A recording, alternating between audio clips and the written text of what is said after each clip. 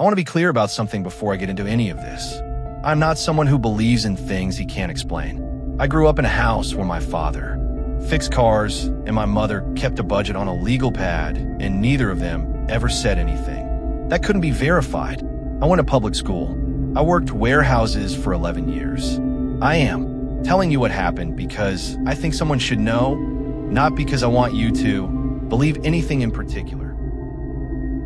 The job was at a gas station on Route 9 outside Harlan Creek, Tennessee. Night shift, 11 p.m. to 7 a.m. I took it because I had to. 3 weeks before I started, my ex-wife, I should say, left and took our daughter, Cora, to her mother's place in Knoxville. She said she needed space.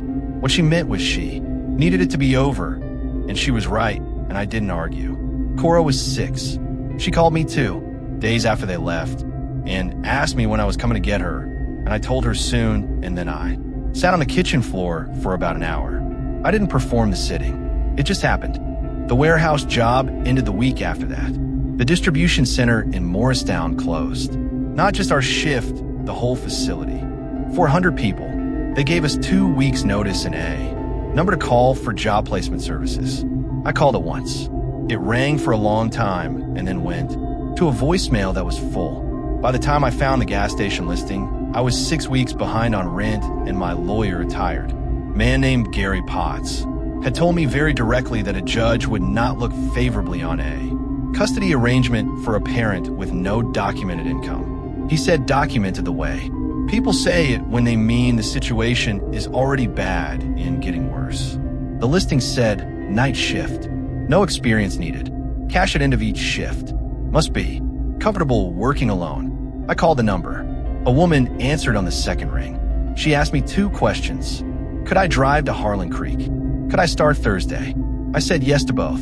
She said to come at 10:30 Thursday night and asked for Donna. I wrote the address on the back of a gas receipt and put on the counter and looked at it for a while. $14.20 an hour, 8 hours a night.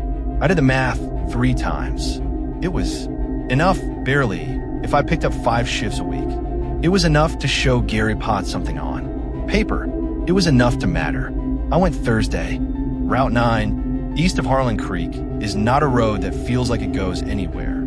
It goes somewhere.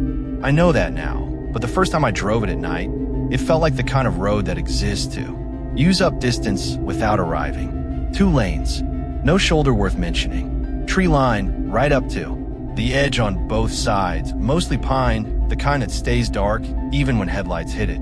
I left my apartment at 10 o'clock. The drive was supposed to be 25 minutes. It took 38 because I missed the turn twice. There are no street signs on that stretch. Or there are, but there's sun bleached to the point where the lettering is gone. You navigate by landmarks if you know them. I didn't know them yet. The third time I slowed down on what I thought might be the turn, I saw the light. Not a warm light, not a welcoming one. The canopy over the pump island through a flat. White-yellow light straight down onto the concrete, and it stopped there. It didn't reach the tree line. It didn't reach the road.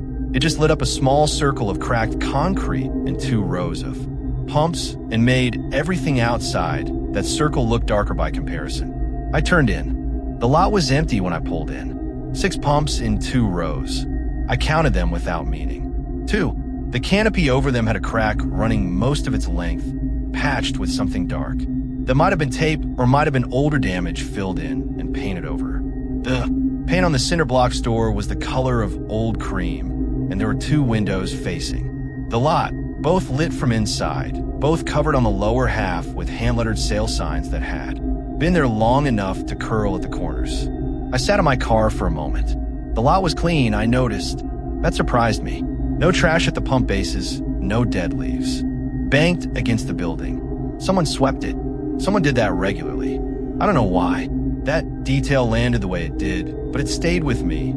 The idea that someone cared enough about this specific place to keep it clean in the dark, 12 miles from anything. There was a light on in the small room behind the register. I could see it through the gap in the interior door. Just a desk lamp, the yellow kind. It made the office look smaller than it probably was. I got out of the car. The air smelled like pine resin and cold asphalt and something faintly. Chemical that I later learned was the cleaner they used on the pump handles.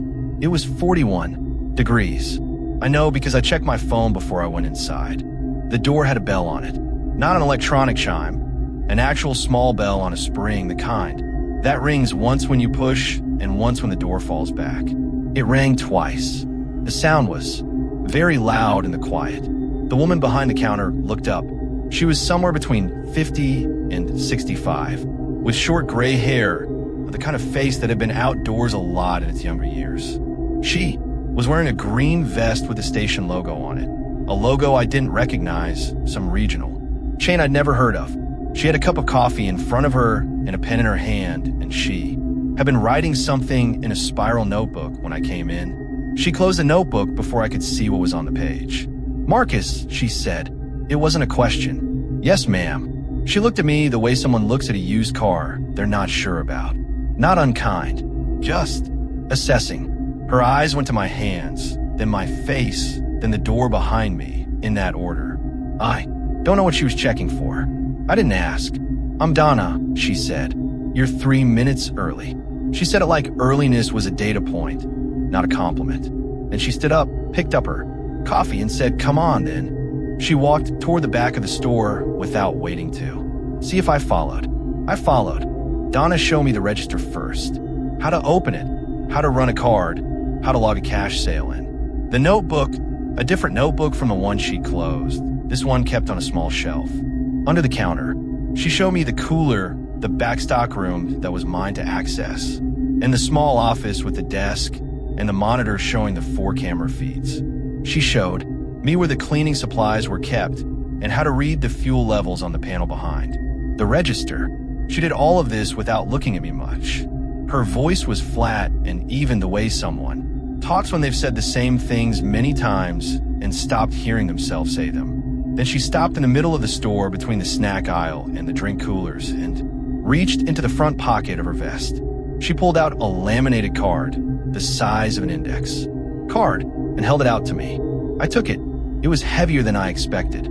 Not physically, it was just cardstock and plastic.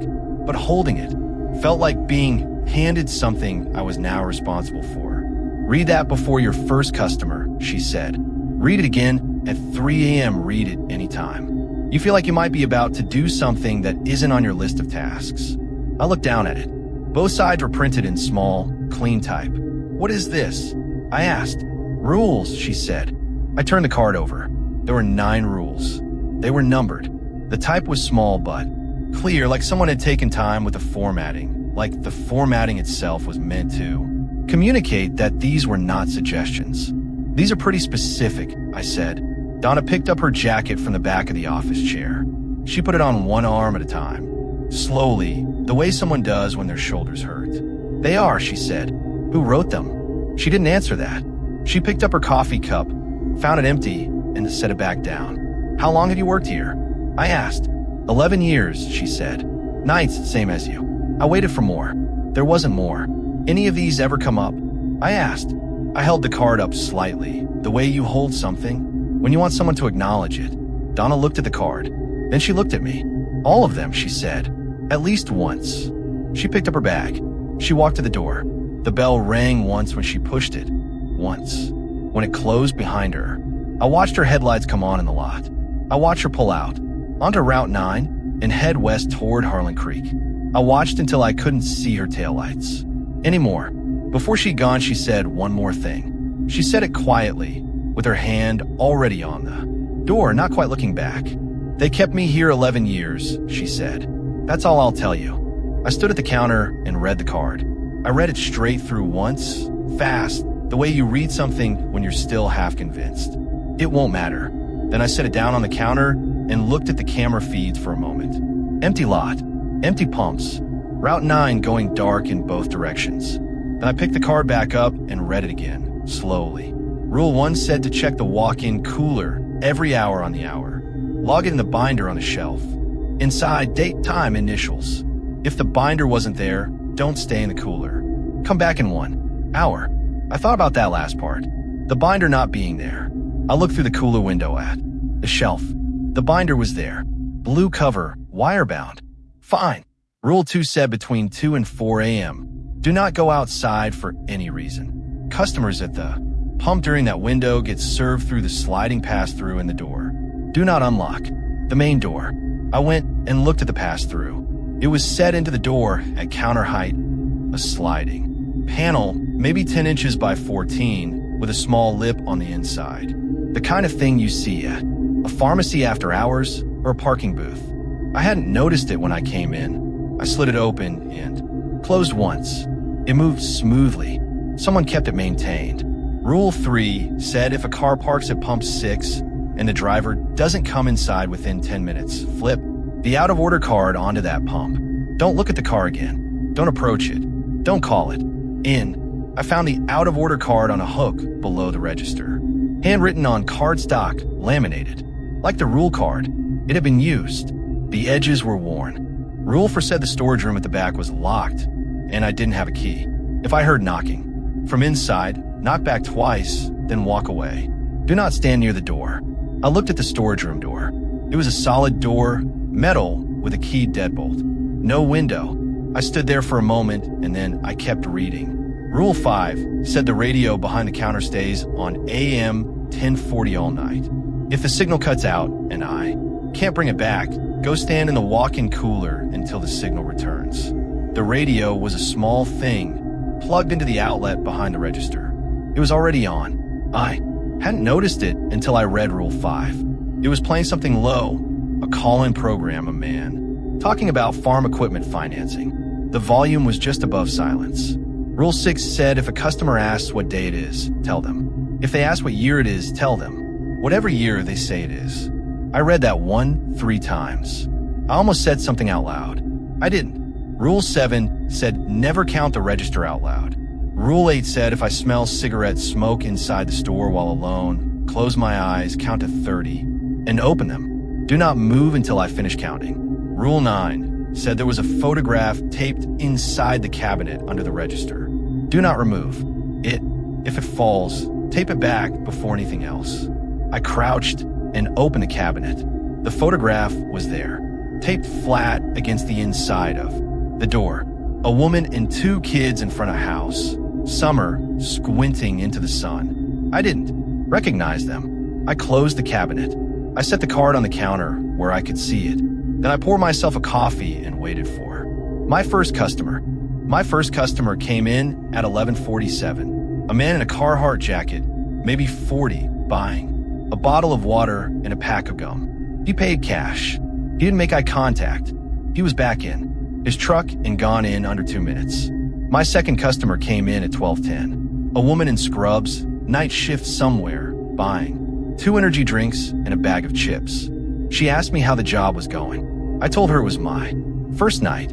She said good luck and meant it in the way people mean it when they don't know anything specific but still feel like luck is relevant. After she left, the lot stayed empty.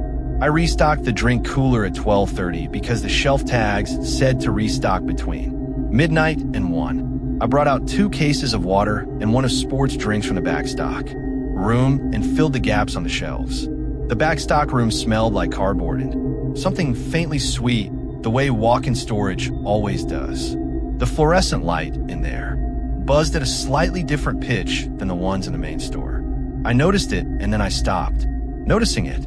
At 1 a.m., I did my first cooler check. I went in, found a binder on the shelf, wrote the date and time and my initials. The cooler was 40 degrees. The compressor cycled on while I was in there, a low, steady hum that you feel in your back teeth more than you hear it. I wrote 40 degrees next to my initials, even though the card hadn't told me to. It seemed like the right thing to document. The radio stayed on through all of it. AM 1040 ran a farm report at midnight, then a long block of a call-in program about local county politics, then something that might have been a pre-recorded sermon. The voices were flat and small, the way AM voices always are, like someone talking from the next room with the door mostly closed. I left the volume where Donna had set it. I found the cleaning supplies and wiped down the counter at 1:30. Then I wiped down the pump handles, going out one at a time with paper towels and the chemical spray, working fast. The air outside was colder now, 37 degrees by the thermometer mounted on the canopy post. My breath came out in small clouds. The tree line on both sides of Route 9 was completely dark. A truck went past on the highway without slowing, the first vehicle I'd seen on the road in 40 minutes. I went back inside. The bell rang twice. At 1:45, I ate the sandwich I brought from home and drank the rest of my first coffee. I made a second cup with the machine behind the counter. The coffee was not good. It was hot, and it had caffeine, and that was what mattered. I checked my phone. No messages. I put it back in my pocket. The store was quiet in the specific way that buildings are quiet at night.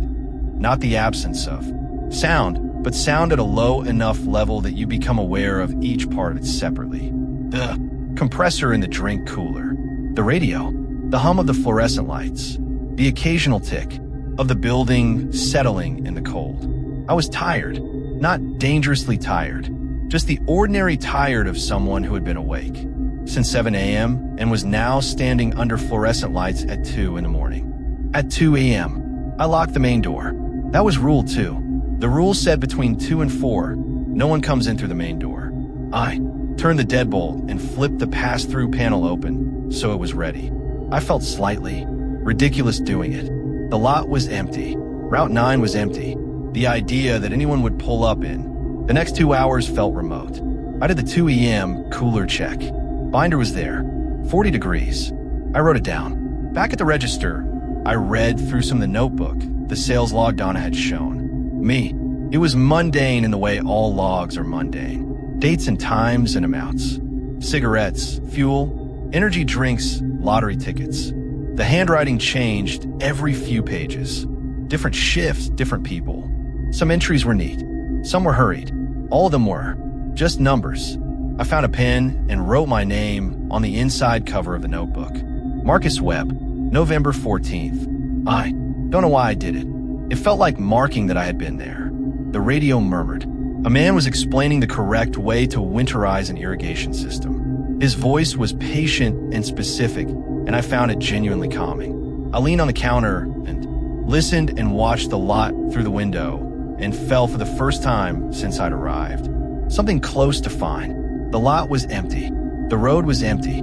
The rules were strange but followable. The coffee was bad but present. At 1:13, a car pulled onto the lot and stopped at pump 6. I looked at the clock again. 1:13. I had read the time wrong. I looked at the car. It was a sedan, dark-colored, blue or black. Hard to tell under the canopy light at that distance. It had pulled in straight, parked neatly at the pump, engine off. The headlights went out. I watched the door. Nobody got out. I looked at the clock. 1:14. I looked back at the car. Still closed. Still dark inside. The canopy light reached the front half of the car and stopped. The back half sat in the darker part of the lot where the light didn't quite make it. I counted in my head. Got to 10. Looked at the clock. 1:15. Nobody got out. I thought about knocking on the window. I thought about going to the door and calling out. I thought about the fact that someone might be having a medical event in that car, that they might need help, that standing behind a counter watching was not what a reasonable person would do. Then I thought about Rule 3. I found the out-of-order card on the hook below the register. I went to the door, the locked door, and opened it just enough to lean out and reach the card around the pump island barrier. To pump 6. I didn't look at the car while I did it. I looked at the pump handle of the card slot at the concrete. I hooked the card over the pump handle and came back inside and locked the door again. The bell rang twice. I went back to the counter. I did not look at the car again. That was the rule. I followed it. I looked at the radio, at the notebook, at the camera feed on the monitor. The camera covering the pump island was the top left feed. I moved my eyes away from it and kept them away. I restocked the candy rack. I wiped the coffee machine. I read the back of a beef jerky bag for something to do with my eyes. At 1:47, I did look at the pump island camera. Not the lot camera, just the island. Pump 6 was at the edge of the frame. I could see the out-of-order card hanging from the handle. The car was still there. I looked away. At 2 a.m., I did the cooler check. I wrote the time and my initials and the temperature, and I did Not hurry, but I also did not linger. When I came back out, the car was still on the lot. I knew, without looking, I could feel it the way you feel a sound that's just below the level you can name. Not hearing it exactly, just aware that something is producing it. I stood at the counter, both hands flat on the surface. The radio talked about weather coming in from the northwest. At 2:17, the headlights came on. The engine started. The car backed out of the pump, spaced slowly, turned on a Route 9, and headed east. I let out a breath I had not decided to hold. I did not write it in the notebook. I don't know why. It felt like writing it down would make it a thing. That had happened in a way I wasn't ready for yet. At 2:40, the knocking started at the main door. Not loud. That was the first thing. I had expected, if I'd expected anything, something. Urgent. Something that communicated emergency. This was not that. It was a slow knock, 4 beats, evenly spaced. The kind of knock you'd use if you weren't sure anyone was inside and didn't want to seem rude. I was at the counter. I stayed there. The lot camera showed a figure at the door. The camera was mounted high and the angle was steep, so what I could see was the top of the head and 2 shoulders and 2 hands, one of which had just finished knocking. The figure was wearing a dark coat, standing straight, not shifting weight, not looking around, not doing any of the things a person does when they're cold, and waiting, just standing. I looked at the clock. 2:40. Rule 2 said no one comes through the main door between 2 and 4. It said use the pass-through. I went to the door. I did not unlock it. I slid the pass-through panel open. We're open, I said. Pass-through only right now. What do you need? Nothing. I waited. The panel was open. Cold air came through it and hit my hands.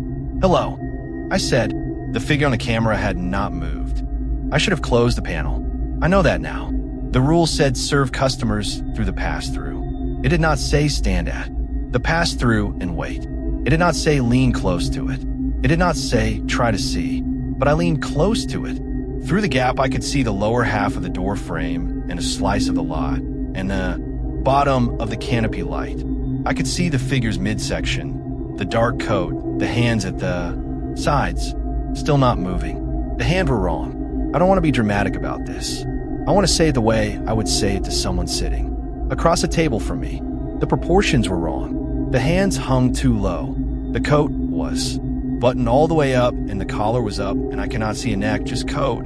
And the hands at the end of the sleeves were at a position that did not match where elbows should have been. I stood up straight. I was a step back from the door now without deciding to step back. The knock came again. Same rhythm. For beats. Slow and even. My hand went to the deadbolt. I watched my hand do it.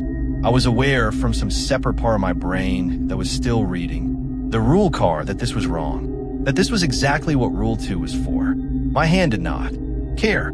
My hand had decided that the correct response to something outside was to open the door and look at it directly and settle the question. My fingers touched the bolt.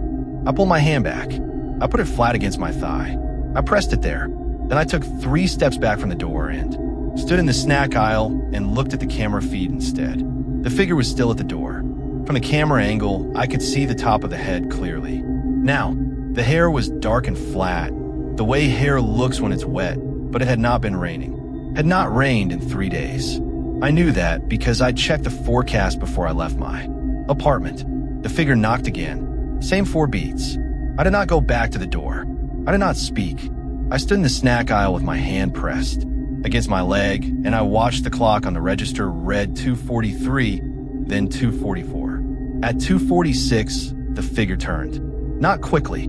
It turned the way someone turns when they've decided to leave, slowly, with no urgency. It walked to the edge of the canopy light.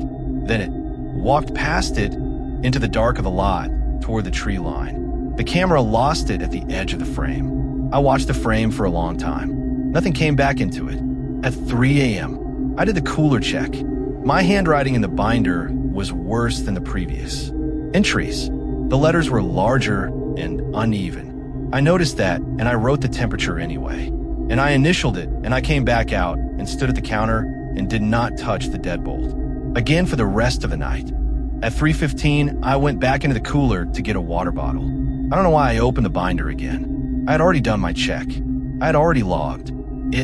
But I was standing there with the cold coming off the shelves and the compressor running, and the binder was right there on the shelf, and I opened it. It was a standard spiral notebook, the 100-page kind. The entries went back years. Different handwriting, different pens, some in pencil. Each entry was the same format. Date, time, temperature, initials. Some people added a note. Compressor loud, shelf bracket, loose, light flickering, reported to management. I flipped back slowly. Most entries were complete. Most were routine, but I started to notice the gaps. There were stretches of weeks with no entries at all. Then entries would resume in new. Handwriting, as if someone new had simply started up where the gap was without commenting on it. And twice, I counted, an entry stopped midline, not at the end of a thought. Midward, one of them read, light still flickering, think it needs a new, and then nothing. The next entry was 6 weeks later, different handwriting, different pen. I stood there in the cold and turned the pages. The initials changed often. I found sets that appeared for a few weeks and then stopped. I found one set, RM, that appeared every night for 4 months and then simply did not appear. Again, I flipped to the most recent entries before mine. The last complete entry before tonight was dated 11 months ago. The initials were DH. The temperature was 39 degrees. The note said all clear. That was it. All clear. 11 months ago. After that, nothing. 11 months of blank lines. I stood there for a moment. The compressor cycled off and the cooler went quiet and in the quiet. I could hear the radio through the store wall, thin and far away, a voice talking about something I couldn't make out. I thought about Donna. DH could be Donna. Donna something. I didn't know her last name. I thought about asking her in the morning. I thought about how she had closed her notebook. When I walked in, I thought about how she had looked at the laminated card before she said what she said about 11 years. I closed the binder and put it back on the shelf exactly where it had been. I came out of the cooler and went back to the counter. I picked up the laminated card and read it. Again, all 9 rules start to finish. I read it slowly. I read Rule 8 twice. If you smell cigarette smoke inside the store and you are alone, close your eyes, count to 30, and open them. Do not move until you finish counting. I set the card down face up on the counter where I could see it without picking it up. Then I waited. At 3:50, I smelled cigarette smoke. Not strong, not a cloud of it, just a thread, the way you smell it when someone has walked past you outside, that trace that's already fading by the time you notice it. Stale and sweet and specific. Cigarettes and something under it. Something I associated with old upholstery or a car that had been smoked in for years. I was at the counter. I'd been doing nothing, just standing, watching the lot through the window. The lot was empty. The road was empty. The radio was talking. I looked at the card. Rule 8. Close your eyes. Count to 30. Do not move. I closed my eyes. I started counting. 1, 2, 3. The smell got stronger. Not dramatically. Just enough that I was certain now it wasn't a memory or a stray thread from outside. It was in the room. It was close. 7, 8, 9. I heard something. Not a knock. Not a footstep. A sound like fabric moving. The sound of code. Makes when an arm shifts inside it. Close enough that it should not have been possible. The store was not large. I had been alone in it. 12, 13. The sound again. Closer. My hands were on the counter. I pressed them flat. I kept counting. 16, 17, 18. The smell was very strong now. I could taste it at the back of my throat. 19, 20. Something touched my arm. Not hard. Not grabbing. The way you touch someone's arm to get their attention, too. Fingers light, just above the elbow. Through my jacket sleeve. Deliberate. 21. I opened my eyes. I know I opened them. I was at 21 and I opened them and I cannot tell you why. I have thought about it many times since and I do not have an answer that satisfies me. I was not brave. I was not curious. Something in me simply stopped and my eyes opened, and that was the end of the counting. The store looked the same. Fluorescent lights. Snack aisle. Drink coolers along the back wall. Radio on the shelf behind me. Nothing there. I turned around slowly. The office door was open the way I had left it. The back stockroom door was closed the way I had left it. The storage room door at the far end was closed. I let out a breath. Then the radio cut out. Not static, not a fade. One moment the voice was there, and then it was not, and the silence it. Left was total, the kind of silence that makes you aware of how much space is in a room. I turned to the radio. The power light was still on. The dial was still on 1040. The volume knob had not moved. The smoke smell was gone. Something was standing at the end of the snack aisle. I did not look at it directly. That is the only reason I can give for what I did next. Some part of me understood, without being told, that looking at it directly was the wrong thing. So I did not.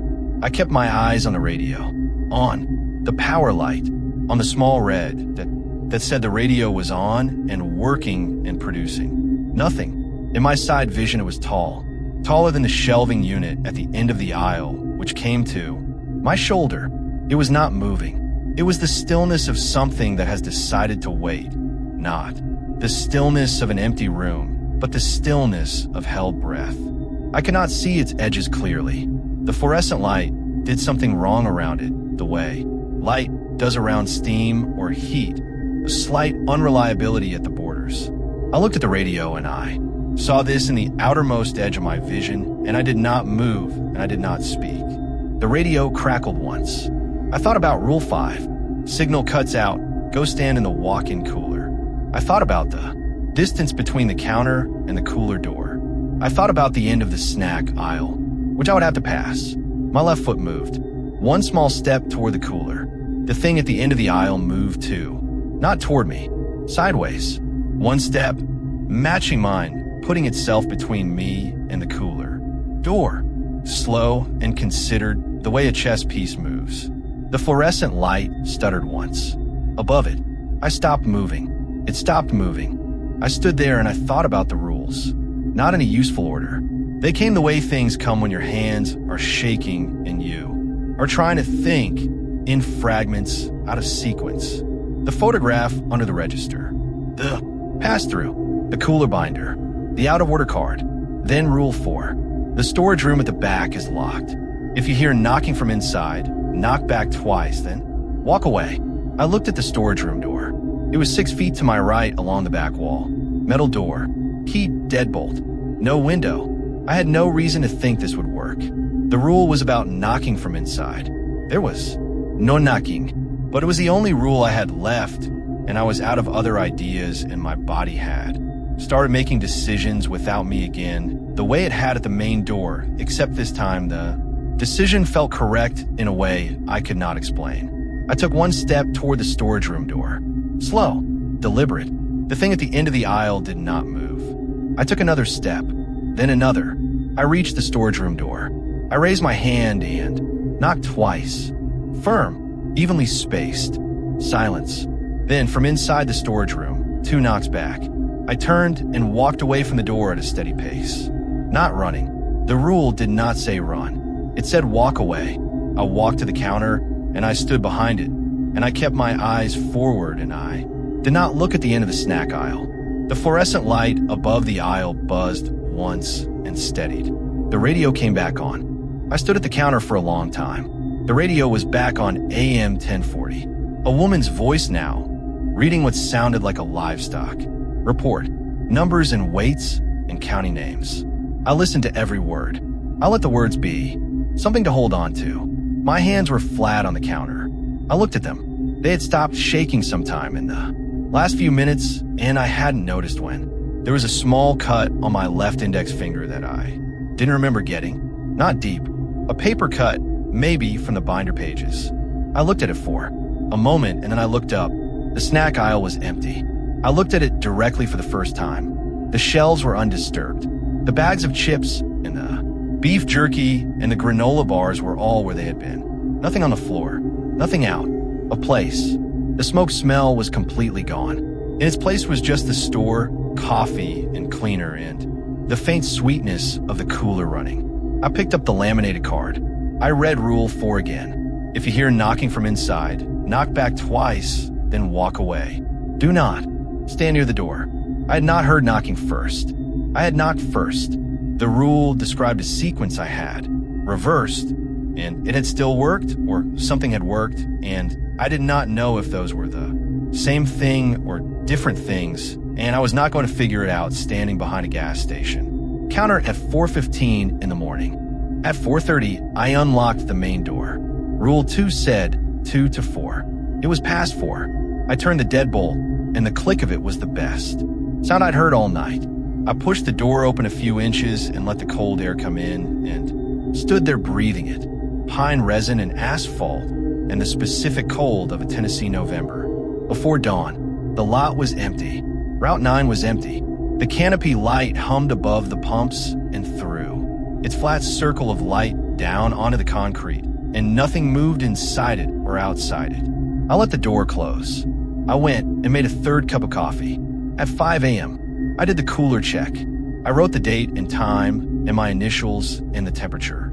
39 degrees. Then I turned to the most recent entry before mine, the one from 11 months ago, DH, all clear, and I looked at it for a moment. I turned to my own entries. 3 of them now, 1 for each hour. The handwriting on the first. 2 was even and small. The handwriting on the 2:43 entry, the one I had written, after the figure at the door, was larger and uneven. The 3 a.m. entry was small again. Controlled. I had gotten it back by then without realizing. I closed the binder and put on the shelf and came back out into the store. I restocked the coffee cups. I wiped down the counter. I checked the fuel panel. I wrote the overnight sales in. The notebook. At 6:50 a car pulled into the lot. Not at pump 6. At pump 2. Donna got out. She came through the door at 6:53. The bell rang twice. She was wearing the same green vest. She had a fresh cup of coffee from somewhere, a gas station cup, not ours, a place called Randall's with a red logo.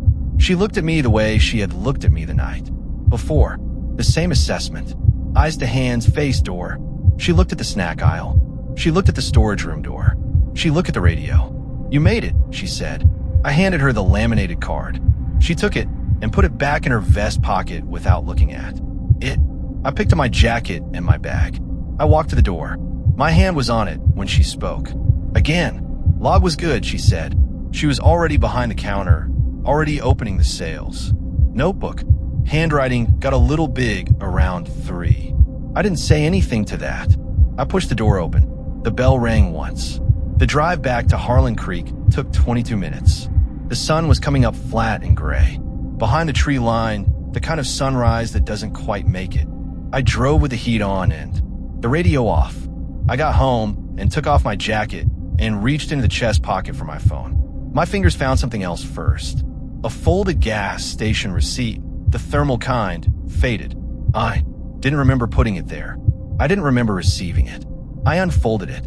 It was a receipt for 1 pack of cigarettes. No date, no time. The cashier line at the bottom read, "Thank you for your visit." I set on the counter next to my keys. I did not throw it away. I want to sleep with the lights on.